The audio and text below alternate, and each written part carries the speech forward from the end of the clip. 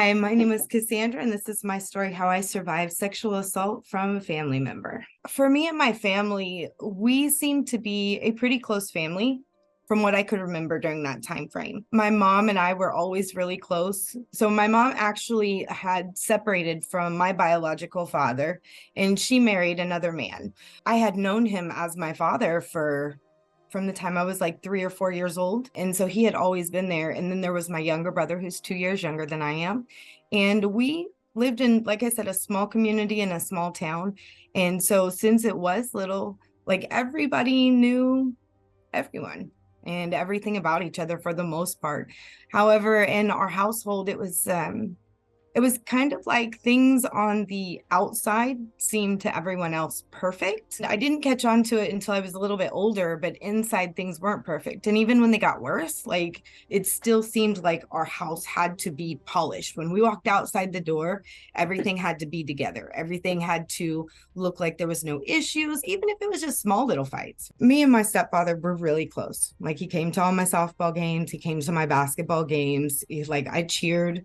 And so he would always be there, that supportive person. My mom was there too. Like she was supportive of me. They always, at the time, had my back, and like I only saw them as loving parents. It was one night when I was 12 years old, and I went to bed, and it was pretty dark out. So I would say it was probably 9 o'clock or so, probably 30 to 45 minutes after I started laying down, I heard my door open, and I didn't move because like there's no reason to. I was trying to go to sleep. Somebody was coming into my room. It wasn't a big deal to me. But then the next thing I know, like I was getting massaged, and all of a sudden my heart started going really fast. And I was like, and I didn't quite understand why. Like I really didn't. I was young. And as he was massaging my back, he started going down further and further. And the next thing I know, that's when things are happening. And I froze. Like they always talk about how you have this fight or flight response. Well, there's also a freeze response. And I didn't move. I was stuck.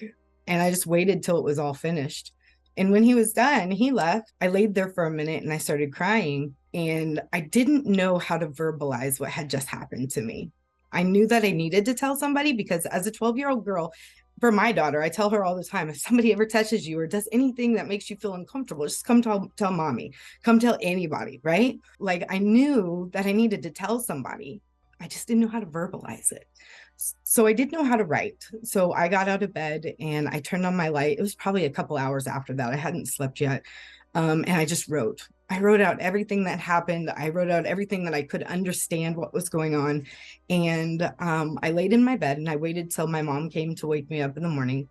And I gave her this letter. Now, mind you, like when I tell you that the house had to be like in order outside, we still got ready for school. We didn't talk about it in that morning that I remember, but we got ready for school. She sent me to school. Halfway through the day, I got home or not got home, a social worker came and got me from the school. And so it was my mom and a social worker and my stepdad, and they were all in the household. And I don't remember the whole conversations. I blocked out some of it as a young child, but I do remember the last question. It's like I was sitting there because we had this table and we were sitting at this table, and it was me here, my mom was here, the social worker was on the left-hand side, and my stepdad was on the right-hand side. And the social worker asked me, she said, "Do you feel safe in this household?" And my heart's beating fast again. And I was like thinking to myself, I don't feel safe, but I don't know how to say this because this person who I've loved my entire life is sitting here like in front of me. And how's this going to affect my mom? And so I said, yes, it's all I said. And from that point forward, things got worse. The social worker left me in the household. There was no other investigation on it. There was nothing else that was done because, like I said, he was a supportive person. He loved me to everyone else. I'm sure in his own bizarre way he did, or maybe at one point he did. Shortly after this happened, my stepfather introduced me to drugs, right? So here I am, 12 years old, and we started doing. He also took me into some houses. I remember this one time going downstairs, and there were some people there that I'd never seen. And it was the first time I had ever done. This guy came down and held out his hand, and he looked at me, and I held my hand out, and he dropped a rock in my hand. It was the first time I'd ever used that. And I don't remember anything that happened after I took a major hit of Mind you, I'm really young still. So anyways, what would happen is he would keep me up for days and days. And then as I would crash, that's when things would happen again, because I had told the first time. Now I wouldn't be reliable in court. Now I wouldn't be reliable to anybody. Now, instead of just a liar, I was now a drug addict as well. I am the kid who now is causing all the trouble in school. I was skipping school a lot. I was going to all kinds of parties that I could go to. I was this bad that I thought I had to be to survive out here. And I couldn't tell anybody what was going on. Nobody believed me the first time it happened. Why would they believe me after that? I was 15 and a half, almost 16. And I told my mom, I said, hey, I'm going to go to our grandma's house. I'm going to take the car and I'm going to go to grandma's house. She lives like 2 or 3 miles outside of town. And this was nothing new or unusual. So I took the car, and instead of going there, I left. I ran away. I was gone for a while, probably a few weeks. And one day I called my aunt to tell her, that I was safe. And at this point I was drunk and I was high, because I'm an addict. I mean, a full-blown addict at this point. There's no getting around it. And I told her, hey, I'm safe. And she was like, well, where you at? And it just didn't even think not to tell her. And so I told her, hey, I'm at this person's house. And she's like, okay, I just want to make sure you were safe then. I'm like, okay, cool. So I went back downstairs and I was with some people, and there was a knock at the door, and it ended up being the police. One of my friends had come downstairs. He's like, hey, the police are here. And I got my pipe in my hand, so I shove it underneath the couch, and I'm like, hey, keep this, like they're gonna come take me home. And the officer comes and he says, hey, we're here to take you back home. And I said, I'm not going to home. Like, you're not taking me back to that house. Like, you can take me to jail, but I'm not going back to that house. He talked to somebody. It was a couple hours later, because we did go into booking, but a couple hours later they were like, hey, you have the option to go to rehab, or you have the option of going to jail. So I went to rehab. And when I went to rehab, they had me there for 30 days. And during this 30-day time frame, like, some things had started to change. I was introduced to my now adopted father, who he was somebody who tore me completely down, got through that exterior hard shell that had been built up over the years. And then instead of just leaving me there like everybody else had in my past, he started to put me back together into small pieces. So this is in this 30-day time frame. It's time for me to get out. And they say, hey, you can go back home or you can go into foster care. Okay, I'm going to foster care. And that's when I moved in with my foster mom, and I stayed with her for a while. But the long-term effects from it didn't stop when I graduated high school. Yeah, I had a support system that helped me to achieve some goals in high school, get into a college, right? But then I got out on my own, and this is where my choices started, but it's also what I knew. I reverted back to what I knew previously, what I had grown up with. And I started using again. I started being really promiscuous to the point where I was putting myself into situations that were very scary. There was one time that I went to go use with somebody, and they told me that the only way they were using is by shooting up, right? And I'd never done this before in my life. And I told them, yeah, right? I didn't want to feel anything still. And I did. And I was gang raped by 7 people. These are the types of long-term things that happen because I didn't ever take the time to actually heal. He never got arrested. He never got taken in. He never got any kind of consequences. And yet I'm now 36 years old and just at a spot that over the last 3 years, I've been able to work with a therapist. I've been able to work on myself as far as the fight or flight responses that are automatic. Like, my body doesn't know the difference between an argument that's safe and an argument that's not safe. My initial response is a fast heartbeat and to freeze, period. I don't blame my mom anymore. I did for a long time. Like, I'm a mom now, and that was one of my biggest struggles is like understanding how she as a mom could have let this happen. But there's a couple of things that I didn't know also. My mom was dealing with her own trauma as well, trying to heal from trauma, right? My brother was getting not sexually abused, but physically abused. I'm not going to go into that because it's his story, right? And so, like, I was not the only one that this was happening to. So I had my mom, my brother is my biological brother, and then we also had 2 step siblings, right? So we had his son and daughter, and I remember one time his daughter saying that when she had moved out, because she was much older than I was, I remember her saying to me, yeah, you're his favorite. You're my dad's favorite. Like, I don't know why, but you are. And she had this chip on her shoulder for me. And I wanted to tell her the truth, but like, I wasn't going to. I didn't know how to. I still didn't know how to verbalize. When I started using the drugs, right? Like my age stopped. I couldn't think comprehensively. I couldn't make these decisions that I was being forced to make. Like as far as my mom goes, when I did tell her that one time, right? Obviously I'd said yes, so she believed it. Fine. I wasn't going to tell again. And I know that she suspected something. She just didn't know what was happening because I could hear her and him fighting in like the kitchen or fighting in their bedroom, saying things such as like, well, we're not having sex anymore. What's going on? And blah, blah, blah, blah, blah. So I think she thought something was happening, but she didn't necessarily know it was with me, or maybe he was cheating on her with somebody else. You know what I'm saying? She did work full time. My mom worked her ass off to provide for us. Like when I tell you that, like she would work upwards of 2 and 3 jobs sometimes making ends meet because he had quit his job. So all the money that she was making and the retirement that he had, because he had a good job too. And then at some point he quit his job and he was spending it on, which was the major thing that I was using with him. And it was super expensive. Like we used so much in a week. Like I don't know how he afforded it. I really don't. And so I wish that I could say that, yeah, they did notice, but everybody was going through things in their household. When I went to foster care, right? My foster mom's name was Tracy. Oh, she's this amazing lady. So like in my household, originally, I had to be perfect and put together. This is how I met her. I had not smoked cigarettes or done any drugs for like 45 days or so. I get in this car with this transport person because they have to transport me like 2.5 hours out away from the town I was in. And I told him, I said, can I smoke? And he's like, yeah, you can smoke, no big deal. And he handed me some cigarettes. So I smoked all the way up there. I get into his house and she's this big lady. She comes out this house and she's like, hey, my name's Tracy. How are you? Welcome to my home. And I'm like, what the, and she's like, she invites me in. So we're talking about the rules and I'm like, well, can I smoke? And she's like, you ain't smoked for 45 days. Why do you got to smoke? I mean, if you have to, I guess you can leave my property and go somewhere else to do it, but you don't need to smoke in my house. Right. So my point is she treated me like, because I had turned 16 in the rehab center, she treated me like a 16-year-old, but she gave me choices and I still had the consequences, whatever choice I made.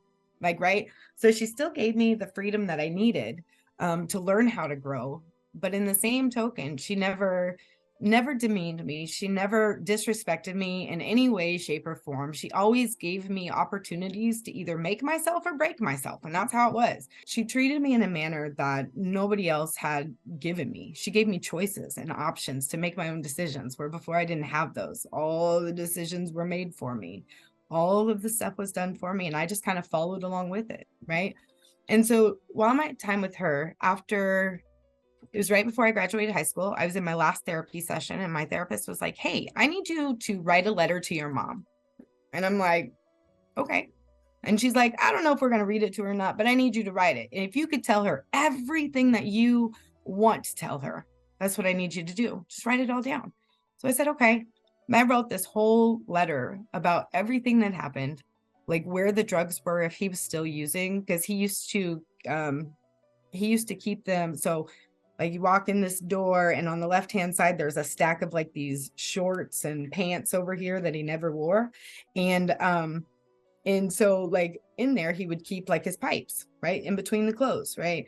And up top on the shelf, there was this fishing cabin that was made of like ceramic and it had a wishing well and he would put the drugs down in that wishing well, right? So I wrote all this in this letter, like, hey, here's all of this stuff. Like this really happened to me. I know that we talked about it and I don't know if you believe me or not, but I'm telling you that if he's still using, this is where it's at. We ended up reading this to her. She came up, it was like the last session and we read it to her. The next day she went home. She found the drugs, she found the pipe, and she divorced him within the next day or two. So I haven't had any communication with my stepdad it has been I want to say almost 12 years. It was when my stepsister had passed away from an overdose. And so I went to her funeral and I really didn't even talk to him then. It was just like he was there and he was like, oh, hey. And I was like, hey. And that was about it. Like there was no communication at all. And I wish that, like, for the longest, I wish he would die. I wished the most god awful things would happen to him. I wished that like limbs would be cut off and all he could have left was his ears so he could hear little kids screaming about how horrible he looked. Like that was the amount of rage I had inside of me. I don't wish that upon him anymore. I do hope that like I hope and pray like nobody else was affected by him. Like I really do. There's nothing I can do about it at this point. I hope he got help, like for real, because that's not normal. It's not healthy. It's not normal. But I don't hate him, not anymore. I chose to share my story today after lots of deliberation, not to get any retribution on him, not to get back at him, not for any spitefulness, but because if somebody could hear my story and hear how if just one person would have stepped in during those 3.5 years and said, hey, something has changed with her, something different is going on. This child, like I remember her growing up and she was a good girl. What happened, right? That it would have changed the whole trajectory of my life, right? And I just hope that maybe there's somebody out there who maybe sees a child who's hurting and has thought to themselves, man, something's going on with them, but whatever it is. And instead of just thinking that, actually ask somebody about it. Ask that child about it. I just hope that somebody can hear that. And it truly is up to us adults. Like we have to. I couldn't verbalize what happened. I didn't know what happened. I was still playing with markers at 12. Like I was still like playing in dirt. Like I'm going to be real. I wasn't a grown-up child. I was young and naive, for lack of better words. And knowing that when you see a child who is going through puberty, it doesn't mean that they're mentally capable of much. And to be able to just let them keep going down these bad paths, like what does that tell us about us as adults if we just keep letting kids go the same trajectory, seeing that they're headed in a wrong way? Like what does that say about us, right? So I just want somebody to hear my story and know that like our kids are worth it. Like they're our next generation. We're worth it. The advice I have for anybody who's in a situation like this is I know it's going to be hard and I know it feels embarrassing, but tell somebody. Tell a second person. If that person doesn't believe you, tell another person. If you can't verbalize it, write it down and give it to somebody else. Give it to a stranger if you don't know them. If nobody else that knows you will believe you, tell somebody else. If you're actually getting out of the situation and you're just starting a new path or starting on your own, 1, don't give up. 2, it's okay to love yourself because it isn't your fault. You didn't do anything to deserve that.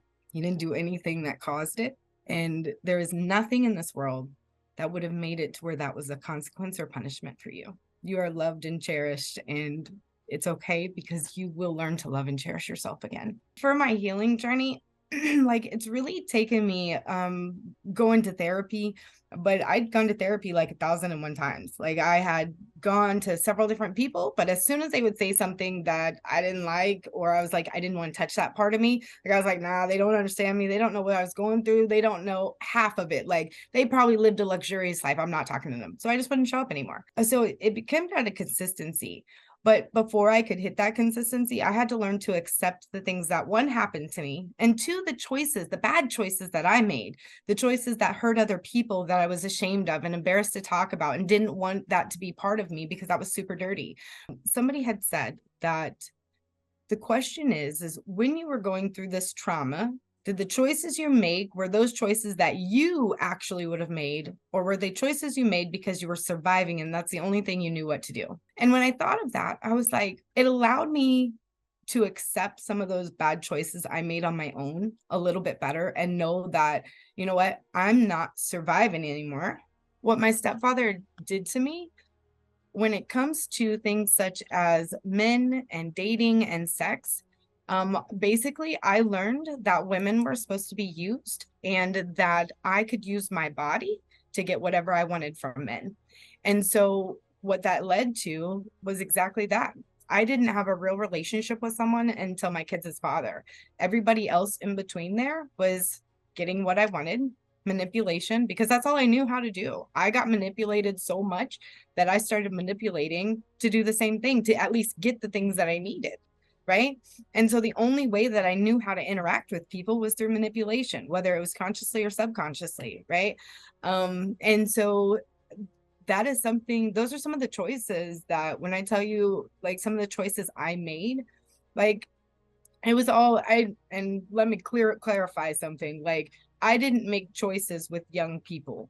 No, mine were all older people, like older men, older this, because they all had money. They all had houses. They had, if I was homeless, I could go sleep with somebody and stay in their home, or they would take me out to dinner and then expect sex, and sex meant nothing to me. So sure, why not? Here you go. Like, and so it does affect us. It affects us in a way that, like, I had to learn that real relationships and real love and real intimacy and caring had nothing to do with sex. Thank you for listening to my story. And I just want to say that if you are in a situation where you are surviving sexual assault, please reach out to somebody, anybody, and just tell somebody, get some help. There are resources out here. If you're somebody who has just gotten out of a situation, please reach out to others. There are so many resources and people who care about you and love you and want you to live a happy, healthy life. Don't just hang in there. Don't just sit in that same spot, but really reach out so that you can get the help you need. My links are down at the bottom if you want to follow me or just keep up, or even just reach out if you would like to. Thanks.